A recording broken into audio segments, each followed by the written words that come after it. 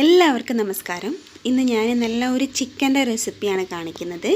Chettinad chicken കറി അല്ലെങ്കിൽ chicken gravy, നല്ല famous ആയിട്ടുള്ള ഒരു റെസിപ്പിയാണ്. അപ്പോൾ എല്ലാവരും വീഡിയോ കാണുക, ഇഷ്ടപ്പെട്ടാൽ ട്രൈ ചെയ്ത് നോക്കുക.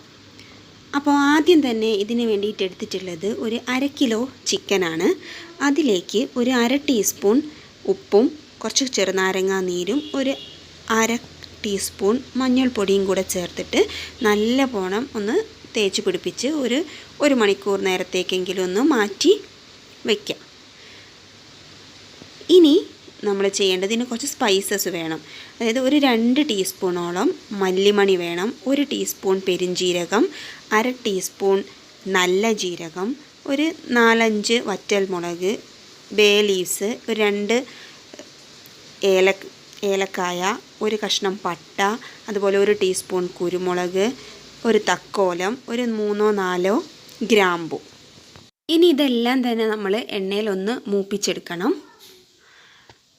അതൊന്ന് നല്ലപോലെ ഒന്ന് മൂപ്പിച്ച് എടുക്കുക ആദ്യം. എന്നിട്ട് നമ്മൾ അതിലേക്ക് ചേർത്ത് കൊടുക്കേണ്ടത് തേങ്ങയാണ്. ഇവിടെ തേങ്ങ ഞാനിപ്പോൾ ഒരു തേങ്ങൻ്റെ ഒരു 1/2 മുറി തേങ്ങ, ഏകദേശം ഒരു 1/4 കപ്പോളം ഉണ്ടാവും. ഒരു 1/2 മുറി തേങ്ങയും കൂടെ ഇതിലേക്ക് ഇട്ടിട്ട് ഇത് നന്നായിട്ട് ഒന്ന് മൂപ്പിച്ചെടുക്കുക. ഒരു ഗോൾഡൻ ബ്രൗൺ കളർ ആവുന്ന വരെ നമ്മൾ ഈ തേങ്ങ മൂപ്പിച്ച് എടുക്കണം. അതിലേക്ക് കുറച്ച് കറിവേപ്പിലയും കൂടെ ചേർത്ത് കൊടുക്കുക.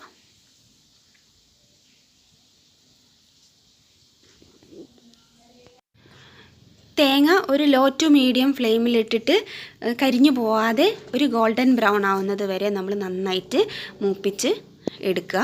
എന്നിട്ട് നമ്മളിത് നല്ല ഫൈനായിട്ട് അരച്ചെടുക്കണം. കുറച്ച് വെള്ളം ഒഴിച്ചിട്ട് നല്ല ഫൈനായിട്ട് അരച്ച് മാറ്റി വയ്ക്കുക. ഇതാണ് ഇതിൻ്റെ പ്രധാനപ്പെട്ട ഇൻഗ്രീഡിയൻറ്റ്. അതവിടെ മാറ്റി വയ്ക്കുക അരച്ചിട്ട്. ഇനി നമ്മൾ ഒരു പാൻ എടുക്കുക, അതിലേക്ക് ആവശ്യത്തിനുള്ള ഓയിൽ ഒഴിച്ചു കൊടുക്കുക. എന്നിട്ട് നമ്മൾ ഒരു 20ഓളം ചെറിയ ഉള്ളി ചെറുതായിട്ടൊന്ന് കട്ട് ചെയ്തിട്ടുണ്ട്. അതേപോലെ ഒരു 2 പച്ചമുളകും എടുത്തിട്ടുണ്ട്. അപ്പോൾ നിങ്ങൾക്ക് കൂടുതൽ എരിവ് ആവശ്യമുണ്ടെങ്കിൽ കൂടുതൽ പച്ചമുളക് ചേർത്ത് കൊടുത്താൽ മതി. എന്നിട്ട് ഈ ഒരു ഉള്ളി നന്നായിട്ടൊന്ന് മൂപ്പിച്ചെടുക്കണം. ആവശ്യത്തിനുള്ള കറിവേപ്പിലയും കൂടെ അതിലേക്ക് ചേർത്ത് കൊടുത്തിട്ട് ഉള്ളി നന്നായിട്ട് മൂപ്പിച്ചെടുക്കുക. ഇനി അതിലേക്ക് 2 വറ്റൽമുളക് ചേർത്ത് കൊടുക്കുക. പിന്നെ അതിലേക്ക് വേണ്ടത് ഒരു ടേബിൾ സ്പൂണോളം ഇഞ്ചി വെളുത്തുള്ളി നന്നായിട്ട് ചതച്ചെടുത്തത്, അതും കൂടെ അതിലേക്ക് ചേർത്ത് കൊടുക്കുക.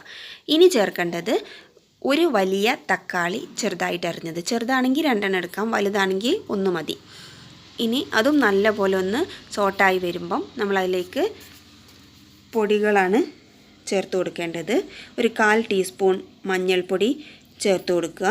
അതുപോലെ ഒരു ടീസ്പൂൺ, നല്ലോണം ഒന്ന് കുമിച്ചെടുത്താൽ മതി, 1 ടീസ്പൂണോളം മുളക് പൊടിയും, അതേപോലെ 1 ടീസ്പൂൺ കുമിച്ചിട്ട് കേട്ടോ മല്ലിപ്പൊടി, ഇതും കൂടെ ചേർത്തിട്ട് ഇത് നന്നായിട്ടൊന്ന് വഴറ്റി എടുക്കുക.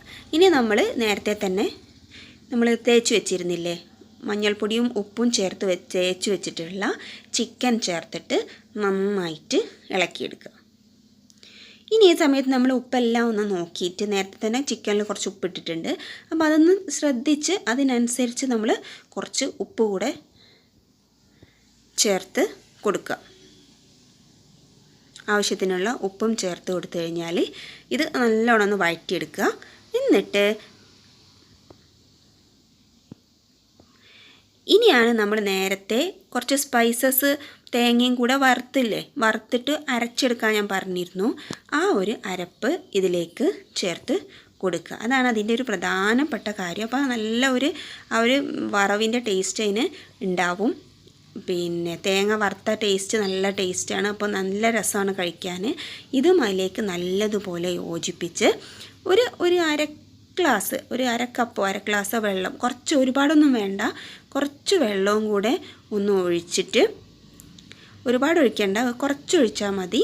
എന്നിട്ട് അത് അടച്ചു വെച്ച് വേവിച്ചെടുക്കുക. അപ്പം ഇത് നമ്മൾ അധികം വെള്ളമൊന്നും ചേർത്തിട്ടില്ല.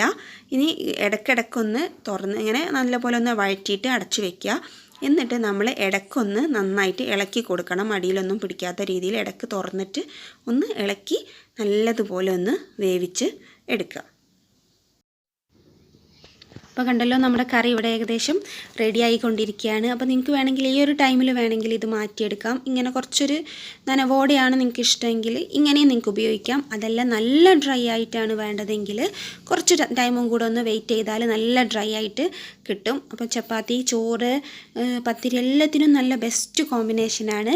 നിങ്ങൾക്ക് എന്നെ കണ്ടാൽ മനസ്സിലാവും, നല്ല കുറുകി നല്ല ടേസ്റ്റുള്ള ഒരു റെസിപ്പിയാണ്. അപ്പോൾ എപ്പോഴും നമ്മൾ ചിക്കൻ ട്രൈ ചെയ്യുന്നതാണ്, ഓരോ വെറൈറ്റി ആയിട്ട് ചെയ്ത് നോക്കുക.